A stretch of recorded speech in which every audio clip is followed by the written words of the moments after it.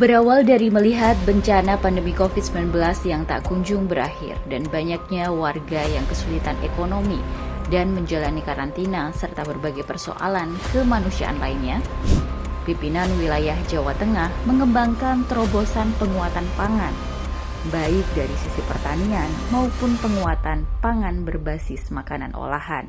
Dari sini pimpinan wilayah Muhammadiyah Jawa Tengah bersama Lazismu Jawa Tengah meluncurkan program Rendangmu, sejalan dengan daerah lain yang juga melakukan gerakan serupa.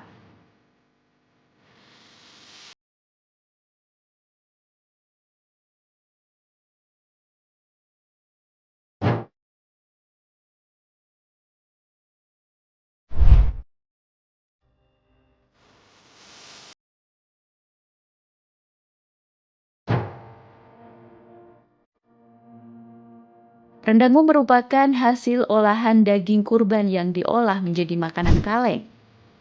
Rendangmu ini dibagikan ke seluruh masyarakat yang terdampak pandemi untuk waktu yang lama.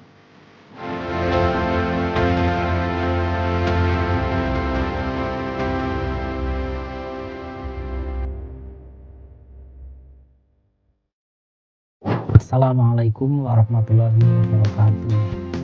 Terkait dengan upaya ketahanan pangan, khususnya yang ditangani Lazismu dan Lazismu sebagai leading sektor PWM dalam upaya membangun pangan, maka yang sudah terrealisir adalah pengalengan daging kurban yang sudah populer dengan istilah rendangmu. Itu adalah bagian dari bentuk ketahanan pangan, sehingga daging kurban yang biasanya habis dikonsumsi pada masa Idul Adha sekarang bisa ditahan untuk cadangan, untuk persiapan bisa bertahan sampai 2 tahun, dibagikan kepada mereka yang kena bencana alam maupun kepada masyarakat yang lain yang membutuhkan peningkatan gizi, dalam hal ini adalah daging. Di samping juga bentuk-bentuk ketahanan pangan yang lain, yaitu makanan pokok yang itu sudah berlangsung di beberapa daerah karena kita tahu bahwa khususnya pada masa pandemi betapa banyak masyarakat yang membutuhkan bantuan, situasi kedaruratan. Nah, dalam situasi seperti ini butuh cadangan pangan untuk didistribusikan pada waktu tertentu, dan inilah yang menjadi salah satu concern kita khususnya di masa pandemi maupun nanti kalau pandemi sudah lewat, bahwa ketahanan pangan itu tetap diperlukan. Kalau dulu masyarakat itu mendirikan apa yang namanya lumbung padi, nah kalau sekarang mungkin tidak hanya padi tapi juga bentuk yang lain, salah satunya adalah daging kurban. Itu bagian dari ketahanan. Kita tahu di Jawa Tengah berada pada geografis yang berbeda-beda, sehingga produk dan pendapatan daerah berbeda-beda. Demikian juga tingkat perolehan penggalangan dana ZIS juga berbeda-beda. Maka sumber pangan, sumber ketahanan kita ambil dari daerah-daerah subur yang memiliki pertanian yang melimpah, surplus produksinya. Sementara yang butuh suplai adalah mereka yang daerah-daerah misalnya tanda hujan yang produk pertaniannya tidak surplus tapi mungkin defisit, sehingga ada subsidi silang dari daerah surplus ke daerah yang defisit. Itu dari sisi pangan. Dari sisi penggalangan dana juga antar daerah masih berbeda-beda. Ada daerah dengan perolehan dana zakat maupun ZIS yang lain yang sudah sangat besar, tapi ada daerah yang masih minim. Yang minim inilah yang butuh disuplai oleh daerah yang plus. Jadi ada daerah yang surplus dari sisi dana ZIS, ada yang surplus dari produk pertanian, dan juga ada daerah yang masih minus atau masih minim penggalangan dana ZIS. Ada juga daerah yang minim dari sisi produk pertanian. Nah, yang minimnya yang butuh disuplai. Kita tiap periode membuat semacam ranking 5 besar penggalangan dana, dan itu dapat dilihat bagaimana seperti Sragen, Banyumas, kemudian Klaten, itu daerah-daerah yang sudah besar penggalangan dananya. Kota Semarang yang kita kategorikan 5 besar, sementara ada daerah-daerah yang penggalangannya masih minim, nah yang butuh disuplai. Di samping itu di Muhammadiyah juga tidak hanya berupa geografis yang butuh suplai, tapi daerah-daerah rawan bencana, rawan kekeringan. Kemudian dari si profesi ada guru-guru Muhammadiyah baik di TK, PAUD, kemudian SD, SMP, dan juga SMA, itu butuh suplai atau semacam subsidi untuk gaji guru dan biaya operasional pendidikan. Maka ada program namanya Bakti Guru dari Lazisme, sehingga mereka kita suplai walaupun belum sepenuhnya terjangkau, tapi paling tidak sudah ada upaya bagaimana mensuplai gaji guru dan operasional sekolah dari Lazisme. Itu juga bagian dari ketahanan pangan walaupun dalam bentuk dana. Lumbung padi sudah menjadi kultur masyarakat Jawa Tengah, sehingga setiap desa punya apa yang namanya lumbung padi. Tapi semakin atau seiring dengan besarnya panen padi masyarakat, sehingga seolah-olah lumbung padi sudah nggak diperlukan karena panen lancar dan tidak ada waktu paceklik gitu, sehingga sembako itu kalau suatu daerah kekurangan tapi disuplai daerah lain. Kalau Indonesia kekurangan bisa impor, sehingga nyaris tidak ada lagi waktu paceklik yang dimana masyarakat kekurangan pangan. Seiring dengan situasi itu maka lumbung padi seperti hilang. Tapi itu ternyata terasa ketika pandemi COVID-19. Maka mungkin dulu konsep lumbung padi perlu direvitalisasi, dihidupkan kembali, walaupun dengan modifikasi bahwa ketahanan pangan tidak semata-mata makanan pokok seperti lumbung padi, tapi juga misalnya dana jis dan juga bentuk-bentuk pangan yang lain seperti daging kurban yang kita olah dalam bentuk rendang. Itu adalah bentuk inovasi dari ketahanan pangan dari lumbung padi menjadi lebih bervariasi. Rendangmu tidak habis dikonsumsi pada masa Idul Adha, tapi dikalengkan sehingga bisa lebih bertahan lama untuk menjaga ketahanan pangan, tidak hanya konsumsi pada masa Idul Adha.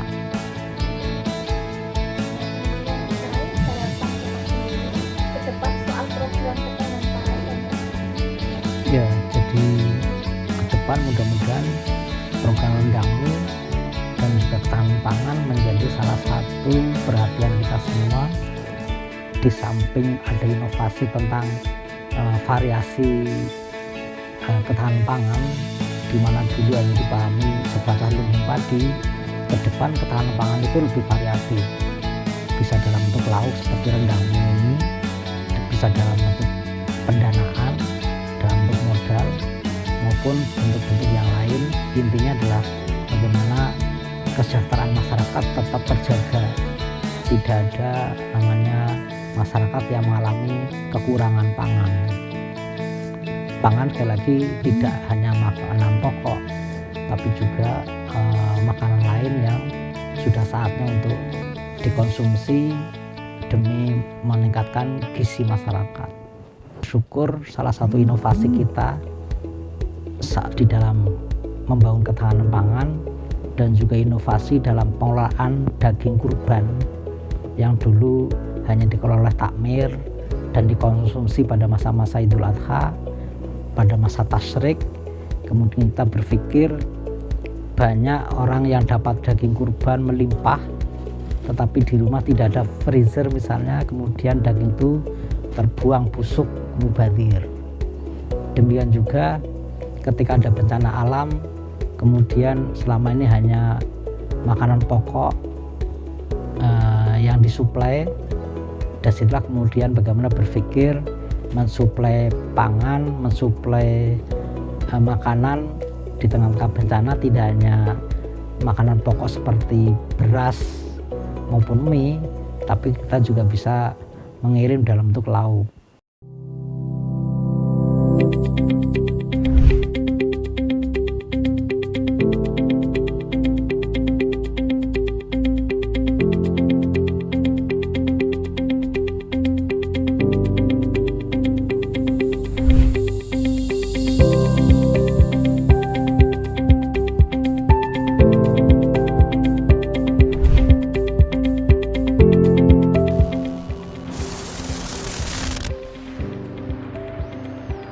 Menjelang Hari Raya Idul Adha 1442 Hijriah, Lembaga Amil Zakat Infak Sodakoh Muhammadiyah Lasismu Jawa Tengah meluncurkan program Kurban Rendangmu guna memperkuat ketahanan pangan khususnya di era pandemi.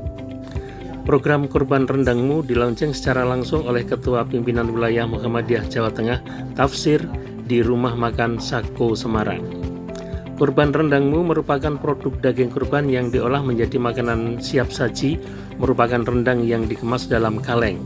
Program Lasismu nasional tersebut sebagai upaya penguatan ketahanan pangan bagi masyarakat khususnya di masa pandemi COVID-19. Sementara selain untuk mengenalkan Lasismu kepada masyarakat secara luas dan mengenalkan program-program kurbanmu, juga untuk mengajak masyarakat berkurban melalui Lasismu dengan memberikan kemudahan layanan dalam menunaikan ibadah kurban yang kemudian didistribusikan secara adil, merata, dan fokus pada sasaran prioritas. Rendangmu adalah salah satu produk kebanggaan dari Lasismu, di mana daging hewan kurban tidak hanya habis pakai ketika Hari Raya Idul Kurban, tetapi dikemas dalam kaleng yang bisa bertahan hingga 2 tahun.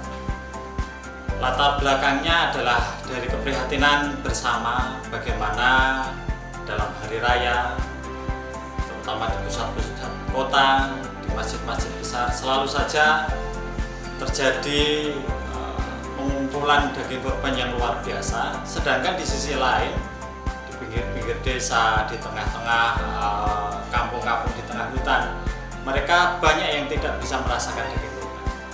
Tidak meratanya distribusi kurban ini menjadi keprihatinan Lasismu, sehingga kita memikirkan bagaimana daging kurban ini bisa terdistribusikan hingga tempat-tempat yang paling pelosok. Sejak 5 atau 4 tahun yang lalu, Lasismu Jawa Tengah sangat berterima kasih kepada Lasismu daerah Kendal yang di Jawa Tengah ini menginspirasi yang pertama kali mengalengi daging kurban itu dalam bentuk menu rendang.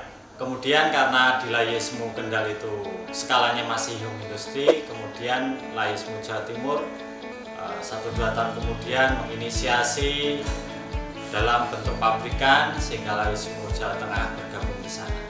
Nah, untuk Hari Raya Idul Kurban 1442 Hijriah kemarin, Lasismu Jawa Tengah mandiri dan menggandeng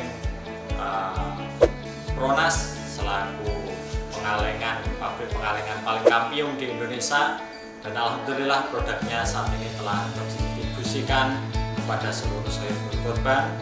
Dan 2/3 dari hak kelola Lasismu saat ini siap didistribusikan ke tempat-tempat yang paling terpencil, bahkan di dapur umum kebencanaan yang setiap tahun hampir terjadi di Indonesia.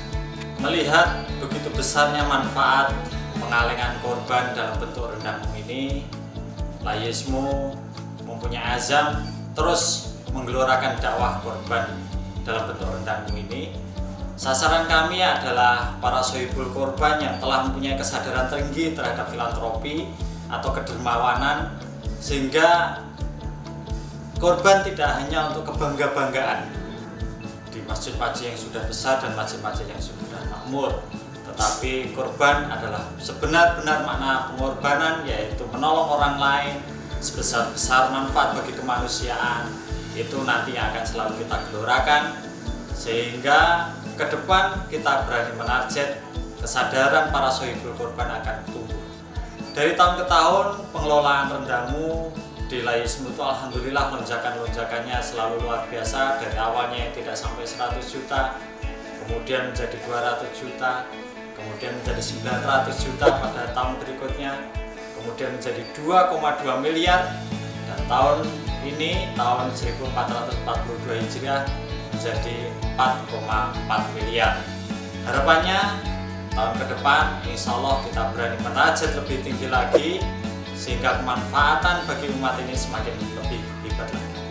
Hewan kurban yang disembelih pada hari raya kurban, hari raya Tasyrik di Indonesia ini sungguh luar biasa, nominalnya sampai ratusan miliar bahkan mungkin triliun, namun yang dikelola dalam bentuk kaleng sehingga bisa terdistribusikan dalam waktu panjang dan di tempat-tempat yang paling membutuhkan. Rendangmu diolah di pabrik Pronas yang sudah memiliki kualitas kontrol keamanan standar internasional dan sudah memiliki sertifikasi halal dari Dewan Islam Regional Ulama Bali dan Majelis Ulama Indonesia.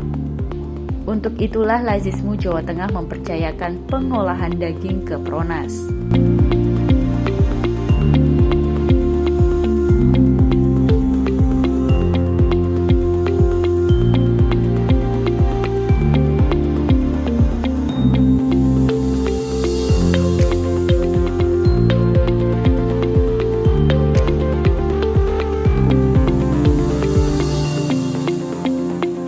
Tim Lazismu juga diberikan kesempatan untuk meninjau langsung pabrik dan proses pembuatan rendangmu di Bali, mulai dari proses pengolahan hingga pengemasan.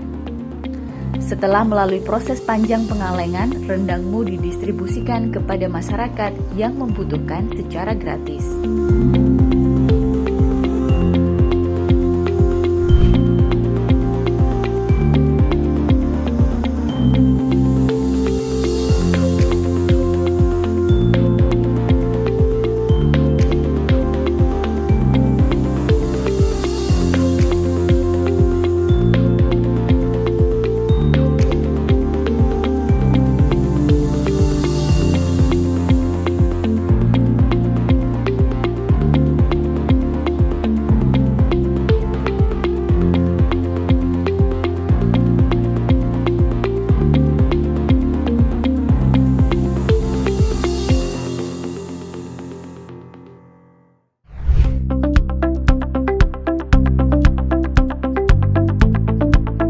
Salah satu lembaga yang mempercayakan kurban kepada Lazismu Jawa Tengah diantaranya adalah Rumah Sakit Romani yang menyerahkan 5 ekor sapi saat Idul Adha ke Lazismu Jawa Tengah, di mana Romani termasuk lembaga yang paling banyak menyerahkan hewan kurban ke Lazismu Jawa Tengah. Direktur Romani mengaku mempercayakan dan mendukung proses pengolahan distribusi daging kurban kepada Lazismu secara penuh.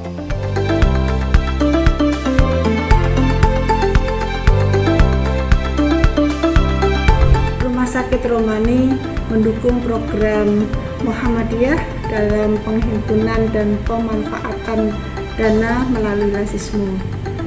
Karena melalui Lazismu, korban yang kita salurkan tidak hanya dibagikan kepada masyarakat di lingkungan sekitar kita, tetapi bisa menjangkau masyarakat yang lebih luas lagi.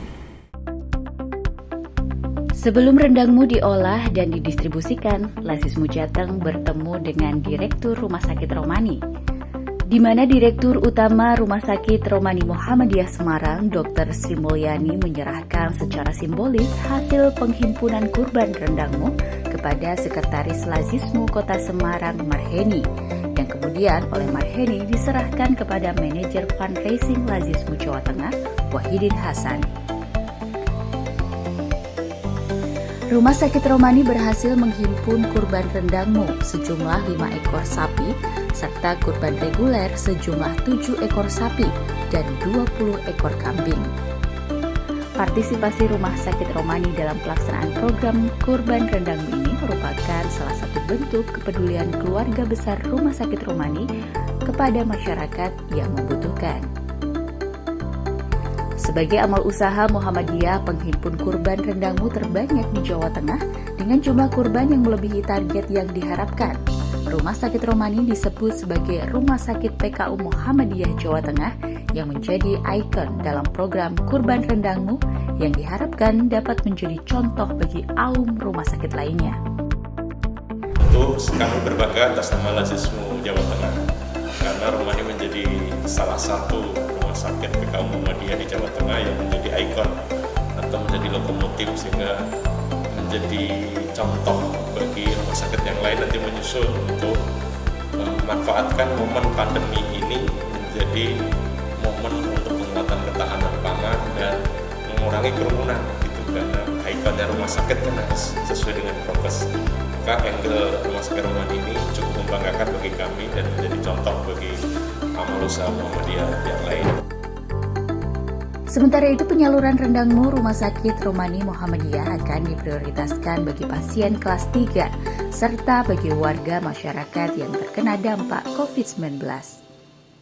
Jadi sasaran untuk rendangmu di Rumah Sakit Romani adalah untuk pasien-pasien kelas 3 dan penunggunya, kemudian juga untuk beberapa pegawai yang memang mempunyai kategori 18 termasuk kalau terjadi adanya bencana, kami juga bisa membantu dengan memanfaatkan rendang tersebut. Kami atas nama Lazismu Kota Semarang mengapresiasi dan mengucapkan banyak terima kasih kepada kantor layanan Lazismu Rumah Sakit Romani dan jajaran direksi, semua karyawan, tenaga medis yang telah berpartisipasi dalam kurban rendangmu untuk tahun ini. Akumulasi perolehan kurban rendangmu di Jawa Tengah dari Sohibul Kurban, baik perorangan maupun lembaga, berhasil menghimpun sejumlah 255 ekor sapi atau setara dengan 170.100 kaleng rendangmu atau senilai 4,4 miliar rupiah. Jumlah korban rendangmu tahun ini mengalami kenaikan lebih dari 100% dari tahun sebelumnya.